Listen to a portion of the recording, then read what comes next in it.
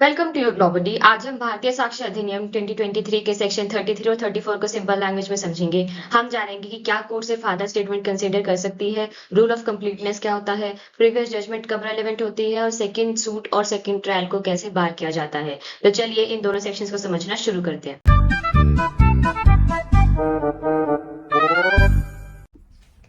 Section 33 बताता है कि कभी कभी कोर्ट के सामने सिर्फ एक सेंटेंस, एक व्हाट्सएप मैसेज, एक ईमेल या एक डॉक्यूमेंट का छोटा पार्ट प्रोड्यूस किया जाता है। अगर सिर्फ उस छोटे से पार्ट को देखा जाए तो उसका मीनिंग गलत समझा जा सकता है। इसलिए सेक्शन 33 कहता है कि कोर्ट उतना ही एडिशनल कंटेक्स्ट देखेगी जितना उस स्टेटमेंट का सही मीनिंग और इफेक्ट समझने के लिए जरूरी हो। इस प्रिंसिपल को जनरली रूल ऑफ कंप्लीटनेस भी कहा जाता है। तो ये सेक्शन 33 जो है ये कहता है कि कोर्ट पूरा डॉक्यूमेंट हर बार नहीं पढ़ेगी। कोर्ट सिर्फ सो मच एंड मोर, यानी सिर्फ उतना हिस्सा देखेगी जितना स्टेटमेंट का रियल मीनिंग समझाने के लिए नेसेसरी हो। अब हम बात करते हैं कि आखिर सेक्शन 33 किन सिचुएशंस में अप्लाई होता है। ये सेक्शन तब अप्लाई होगा जब स्टेटमेंट जो है वो लॉन्गर स्टेटमेंट का पार्ट है, कॉन्वर्सेशन का पार्ट हो, आइसोलेटेड डॉक्यूमेंट का पार्ट हो, बुक का पार्ट हो, इलेक्ट्रॉनिक रिकॉर्ड का पार्ट हो, लेटर्स या पेपर्स की सीरीज का पार्ट हो।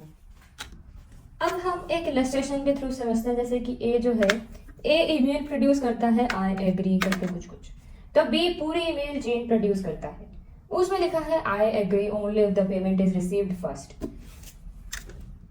अब जो कोर्ट है, अब कोर्ट पूरी रेलेवेंट चेन देखेगी, सिर्फ आई एग्री नहीं देखेगी। एक और एग्जांपल समझते हैं, जैसे कि व्हाट्सएप चैट है, ए ने लिखा है मैसेज कि मैंने पैसे ले लिए, अगला मैसेज है लोन के पैसे। अगर सिर्फ पहला मैसेज प्रोड्यूस किया जाता, जैसे जो कि है मैंने पैसे ले लिए, तो गलत इंप्रेशन बन जाता, तो कोर्ट दूसरा मैसेज भी देखेगी। नेक्स्ट हम बात करते हैं सेक्शन 34 के बारे में। ये कहता है कि कभी कभी किसी मैटर पर पहले ही कोर्ट डिसीजन दे चुकी होती है। अगर लॉ के अकॉर्डिंग उस जजमेंट की वजह से दोबारा सूट या फिर ट्रायल चल ही नहीं सकता, तो उस प्रीवियस जजमेंट का एग्जिस्टेंस रेलेवेंट फैक्ट बन जाता है। सेक्शन 34 खुद सेकंड सूट को बार नहीं करता, ये सिर्फ इतना कहता है कि ऐसा प्रीवियस जजमेंट, ऑर्डर या डिक्री रेलेवेंट एविडेंस है जब कोर्ट ये डिसाइड कर रही हो कि नया सूट या ट्रायल मेंटेनेबल है या नहीं है। तो क्वेश्चन है कि प्रीवियस जजमेंट कब रेलेवेंट होगी? जब जजमेंट, ऑर्डर, डिक्री ऐसा हो जो लॉ के अकॉर्डिंग कोर्ट को दोबारा केस सुनने से रोकता हो।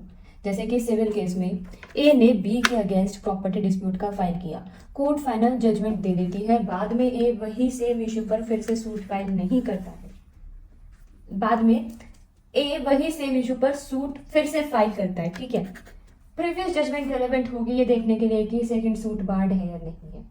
क्रिमिनल केस का एग्जांपल लेते हैं, जैसे कि ए का मर्डर ट्रायल कंप्लीट हो गया, कोर्ट ने फाइनल एक्विटल दे दिया, सेम ऑफेंस के लिए दोबारा ट्रायल शुरू करने की कोशिश होती है, तो प्रीवियस जजमेंट रेलेवेंट होगी ये डिसाइड करने के लिए कि सेकंड ट्रायल लॉ के अंडर बार्ड है या नहीं है। अब सेक्शन 34 का इंपॉर्टेंट पॉइंट ये है कि सेक्शन 34 सिर्फ रिलेवेंसी बताता है।